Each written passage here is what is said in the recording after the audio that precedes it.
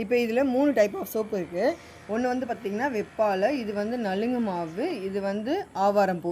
இந்த 3த்துல எது வந்து பிடிக்குது என் பையனுக்குன்னு கேட்கலாமா? திவாமா, இந்த 3த்துல உனக்கு எந்த சோப்பை நீ செலக்ட் பண்ணுவ? எனக்கு எப்பயுமே வெப்பாலை தாம்மா பிடிக்கும். ஏன் வெப்பாலையை வந்து நீ சூஸ் பண்ணுற? எதனால் வெப்பாலையை வந்து நீ கண்டினியூவாக யூஸ் பண்ணிட்டு இருக்க? அதை பற்றி ஏதாவது தெரியுமா உனக்கு? சொல்லுங்க. ஸ்கின் ப்ராப்ளம்க்கு யூஸ் ஆகும். அதுவும் இல்லாமல் அதை போட்டால் டக்குன்னு ஈஸியாக பிரைட் ஆகிடலாம்.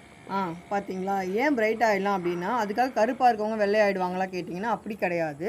எதுக்கு இந்த சோப்பை நம்ம யூஸ் பண்ணலாம் அப்படின்னு கேட்டிங்கன்னா, வெப்பாலையை வந்து இப்போ நம்ம வந்து டார்க் ஸ்பாட்ஸு, டெட் செல்ஸ் அதெல்லாம் முகத்தில் இருக்கும்.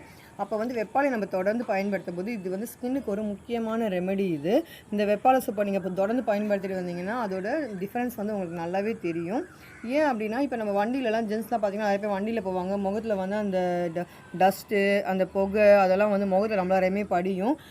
இதுக்கு வந்து நம்ம வீட்டில் இருக்க பழைய கெமிக்கல் சோப்ஸ் யூஸ் பண்ணும்போது அதெல்லாம் உங்களுக்கு போகாது, அப்படியே இருக்கும். ஆனால் நம்ம தேங்காய் எண்ணெயில் நம்மளுடைய தோலை வந்து சுத்தப்படுத்தக்கூடிய தன்மை இதுக்கு அதிகமாகவே இருக்குது. அதனால தான் நம்ம தேங்காய் எண்ணெய் சோப்பை வாங்கி யூஸ் பண்ணுங்கன்னு சொல்லி வலியுறுத்திட்டு இருக்கோம். அது மட்டும் இல்லாமல் நம்ம இயற்கைக்கு மாறணும், நம்ம நோயில்லா வாழ்வு வாழணும் அப்படின்னு நினைக்கிறவங்க கண்டிப்பாக இந்த மாதிரி பொருட்களை நீங்கள் ஆதரிக்கணும். அப்படி இருந்தால் தான் சீக்கிரமாகவே நம்ம நோயற்ற வாழ்வு நம்மளுடைய அடுத்தடுத்த ஜென்ரேஷன் வந்து வாழ முடியும்.